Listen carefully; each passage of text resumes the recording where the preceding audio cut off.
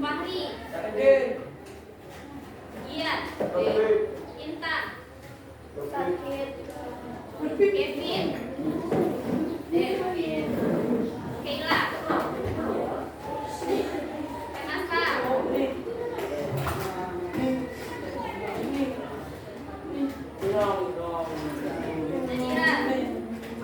Nadira, Naila,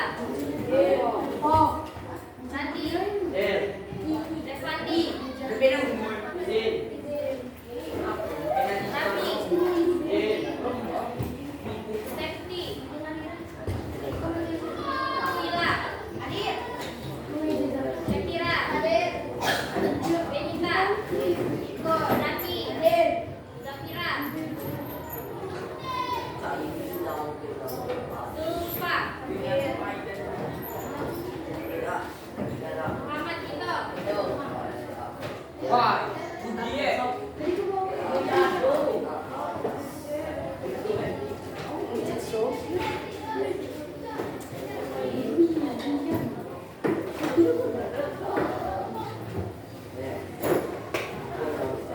Jadi hari ini kita akan belajar tentang Damaskus, pusat peradaban timur Islam.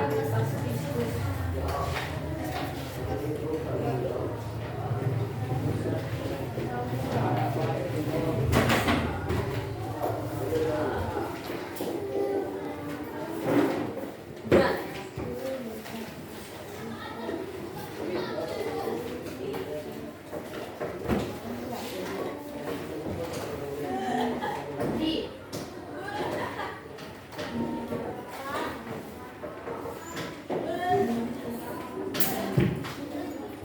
bukunya keluar Kak. Buku keluar Kak. Halaman berapa Bu? Halaman 102. Oke.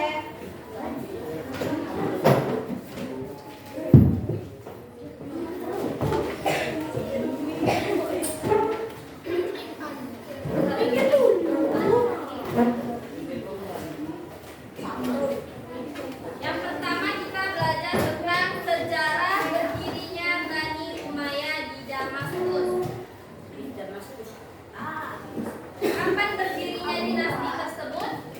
Siapa yang tahu? Siapa yang sudah baca?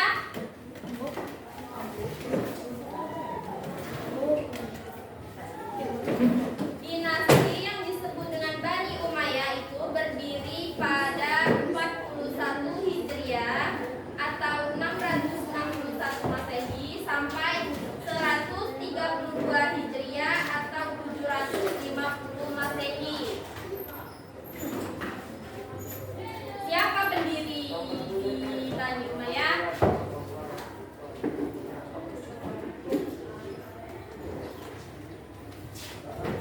Siapa?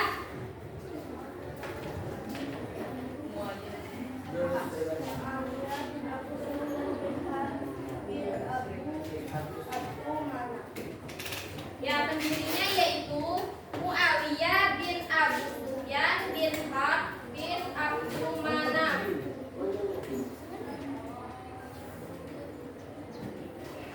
Bani Umayyah itu ibu kotanya di mana? Di Damaskus.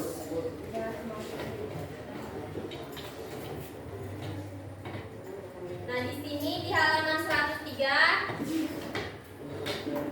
ada 13 orang yang pernah menjadi khalifah pada dinasti Umayyah di Damaskus. Yang pertama itu Muawiyah bin Abu Sufyan. Yang kedua Yazid bin Muawiyah bin Abu Sufyan. Ketiga Muawiyah bin Yazid. Keempat Marwan bin Hakam. 5 Abdul Al-Malik bin Marwan. 6 Al-Walid bin Abdul Al-Malik. 7 Sulaiman bin Abdul Al-Malik. 8 Umar bin Abdul Al-Aziz. Dan yang seterusnya. Tahu kan tabelnya di mana?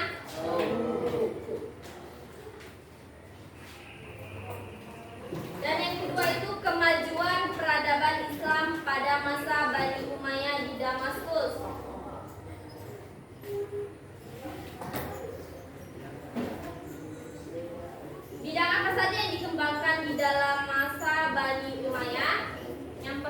itu apa?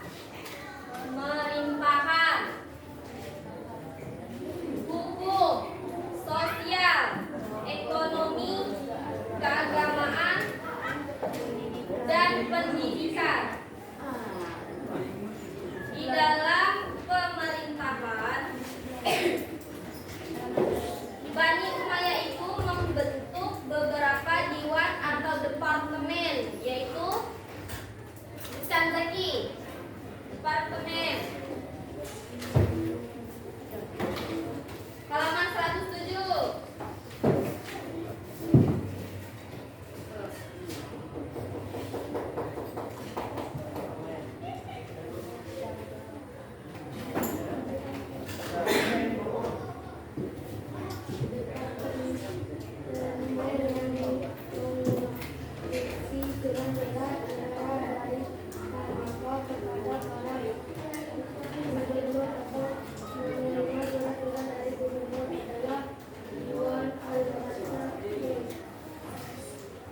Yang selanjutnya, lembaga atau pencatatan yang meregistrasi dan menyalin semua keputusan khalifah atau peraturan-peraturan pemerintahan yang dikirim ke daerah adalah Diwan Al-Fatah.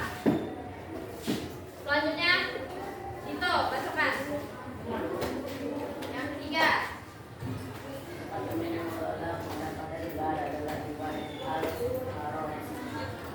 lagi.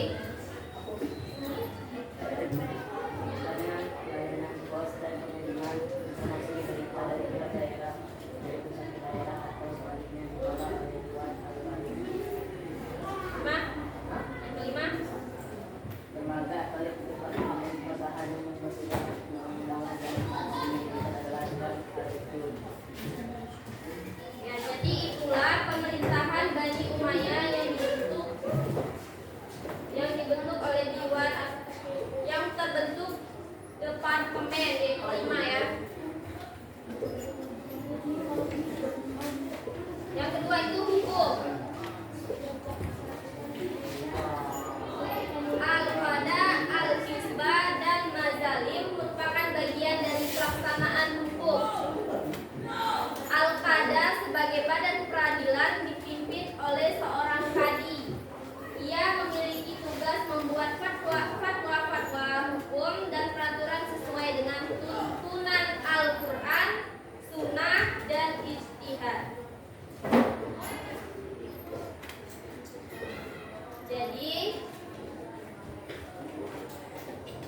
badan ini terbebas dari pengaruh penguasa, terutama dalam menerapkan keputusan hukum terhadap pejabat atau pegawai yang melakukan pelanggaran. Yang ketiga itu sosial, yaitu terhadap negara seperti Mesir, Persia, dan Eropa. Berkat hubungan antara negara ini lahir kreativitas baru pada bidang seni dan ilmu pengetahuan. Dome of the Rock di Yerusalem merupakan salah satu bangunan monumen terbaik pada masa Umayyah. Yang keempat, ekonomi.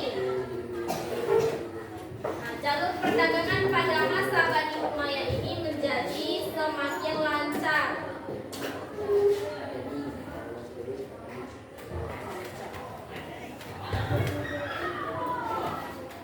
Dan pelabuhan dagang yang ramai dan makmur diantaranya adalah Basra di Teluk Persia, begitu pula Aden. Jadi di masa Bani Umayyah ini jalur perdagangan kita semakin lancar. Yang kelima, keagamaan. Di dalam keagamaan, masjid dan bangunan artistik banyak dibangun memenuhi kota. Jadi di dalam masa Bani Umayyah, masjid dan bangunan artistik itu penuh dibangun. Banyak bangunan masjid dan bangunan artistik.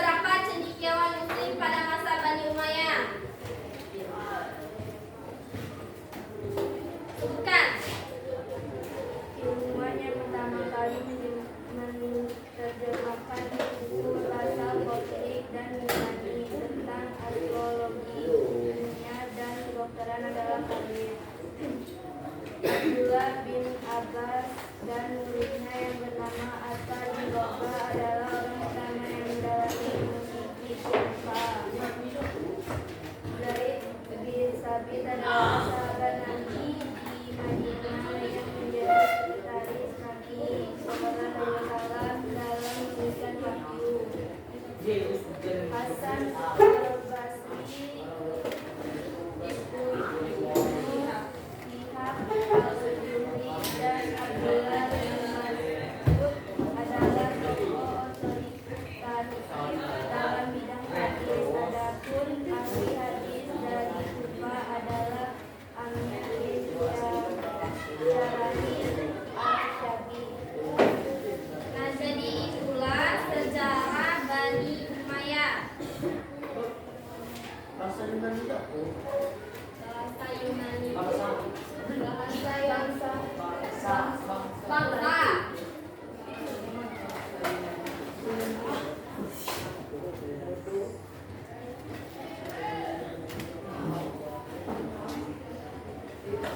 Kalau Yunani itu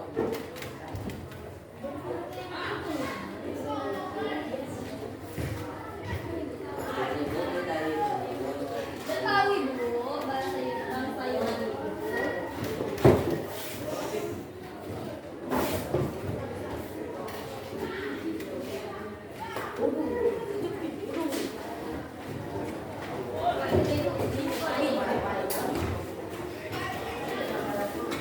Jadi kan kita kemarin sudah membagi kelompok. Jadi dibagi menjadi 3 kelompok. Ini kelompok berapa?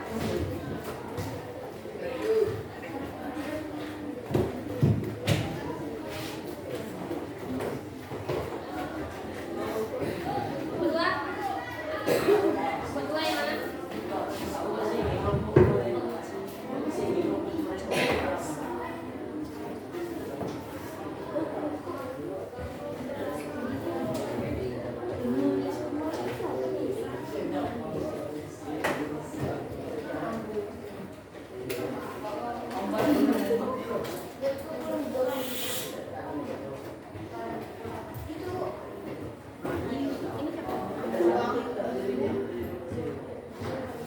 Silakan kerjakan.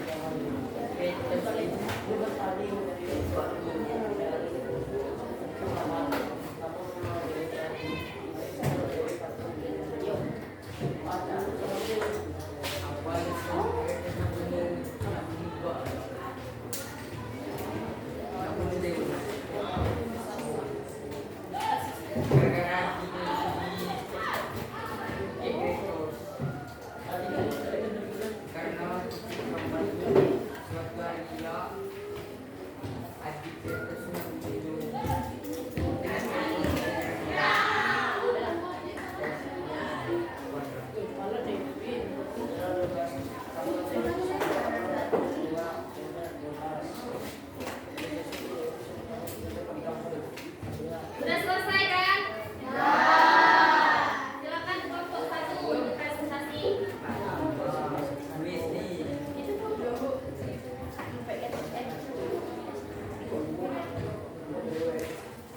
1.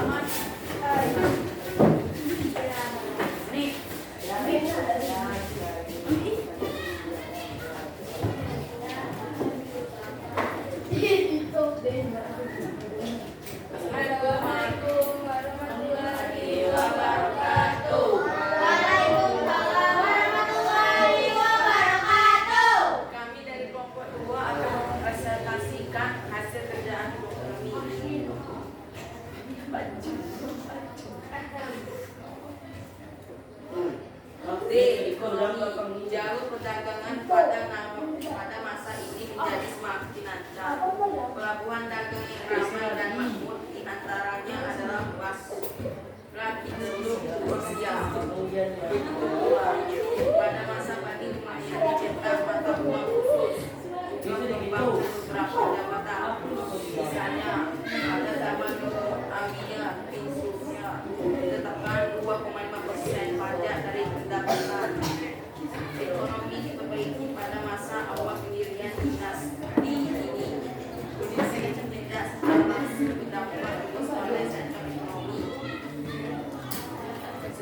Seorang bersifat independen dan dapat memutuskan satu perkara dengan leluasa termasuk menindak pejabat negara. Ekonomi dapat ditemukan ekonomi yang mampu mendorong berbentuknya bangunan masyarakat, keragaman sosial masyarakat, merupakan dampak dari wilayah kekuasaan yang luas. Hadirin, wassalamualaikum warahmatullahi wabarakatuh. Waalaikumsalam warahmatullahi wabarakatuh.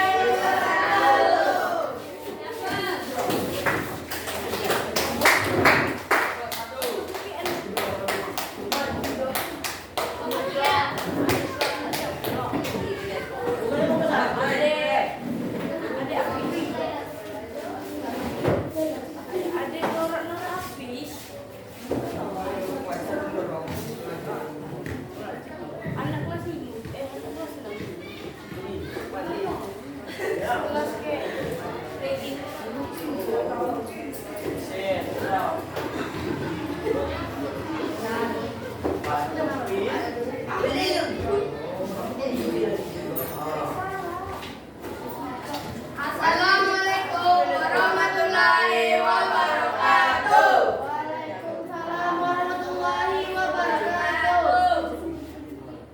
Kami dari kelompok mempresentasikan pekerjaan kami.